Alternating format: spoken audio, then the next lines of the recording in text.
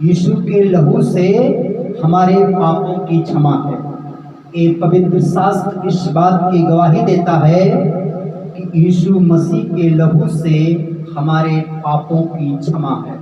इसीलिए कलाम में लिखा है कि जैसा वह जोत में है वैसा हम भी जोत में चले और एक दूसरे से सहभागिता रखते हैं, और उसके पुत्र यीशु का लहू हमें सब पापों से शुद्ध करता है। पहला यूहन्ना रचित सुसमाचार अध्याय 1 वचन 7। तो यीशु का लहू हमारे हर एक गुनाहों के लिए, हमारे हर एक पापों के लिए, हमारे हर एक अधर्मों के लिए वह क्षमा दान है। यीशु का लहू हमारे हर एक पापों के लिए क्षमा दान है। यीशु के लहू से हमारे पापों की क्षमा हुई है।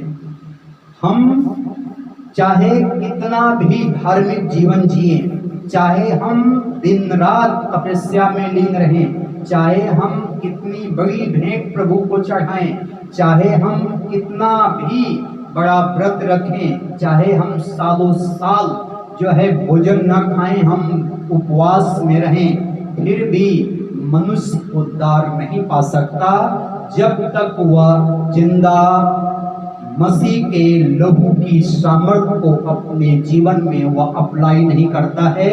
जब तक वह यीशु के लहू से धुला न जाए और वह यीशु के कुर्बानी पर विश्वास न करे, हो नहीं सकता कि उस मनुष्य का उद्धार हो जाए, उस मनुष्य का सैल्वेशन हो जाए, वह जो है स्वर्ग में जाए। बिना यीशु के लहू से पापों की क्षमा है ही नहीं। इसीलिए कलाम कहता है कि जैसा वह जोत में है वैसा हम भी जोत में चले और एक दूसरे से सहभागिता रखते हैं, और उसके पुत्र यीशु का लहू हमें सब पापों से शुद्ध करता है। यूहन्ना रचित सुसमाचार की पहली पत्री अध्याय 1 वचन 7। तो यीशु के लहू से ही हर एक मनुष्य के पापों की क्षमा है।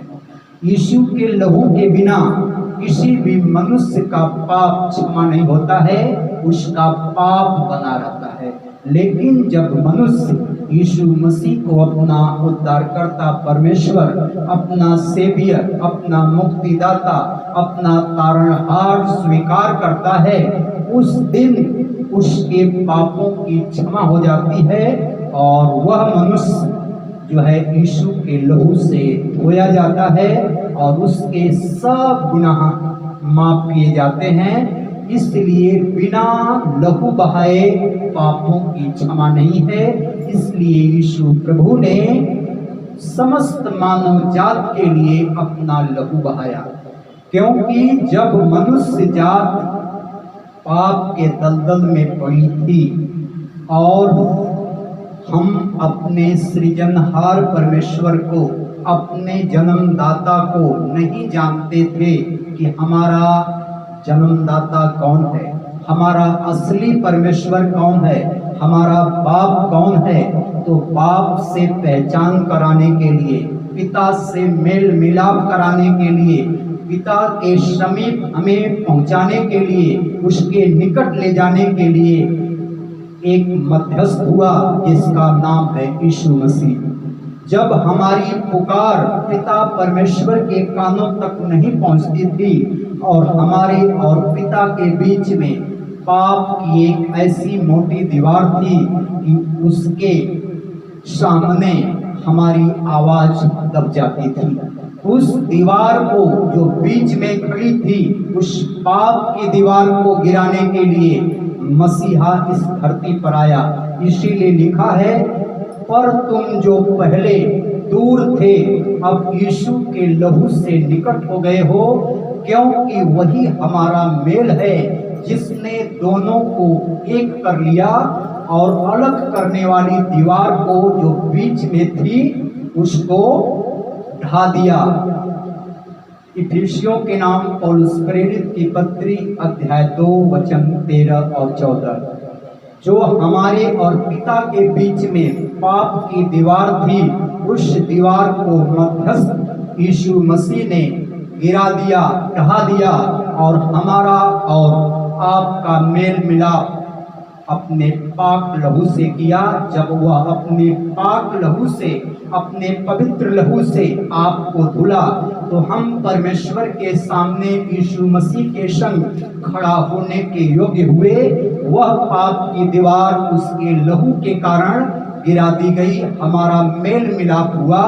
आज हम गर्व के साथ, अभिमान के साथ कहते हैं कि पिता हमारा परमेश्वर है। यीशु मसीह का पिता हमारा बाप है, यीशु मसीह का परमेश्वर हमारा पिता है। आज हम गर्व के साथ कहते हैं कि यीशु मसीह के मेल मिलाप के कारण, यीशु मसीह के कुर्बानी के कारण, यीशु मसीह के लहू के कारण, क्योंकि उसका लहू का एक एक कतरा आपके हमारी शिफा के लिए बात है। उसके कोड़े खाने से हम चंगे हो चुके हैं, उसके लहू बहाने से हमारे पाप मिट चुके हैं। हालेलुया। वह हमारा और पिता का मेल मिलाप कराया।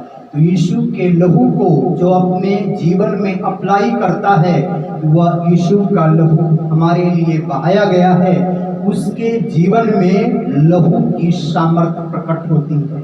जो ये विश्वास नहीं करता यीशु मसीह हमारे लिए मारा गया, हमारे लिए गाड़ा गया और हमारे लिए तीसरे दिन मुर्दों में से जिंदा हो गया, जो ऐसा बिलीव नहीं करता है, वह लहू उसके जीवन में कभी भी सार्थक काम नहीं करता है।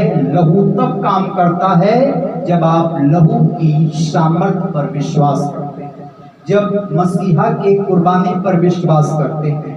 Hallelujah, hallelujah, hallelujah, hallelujah, hallelujah.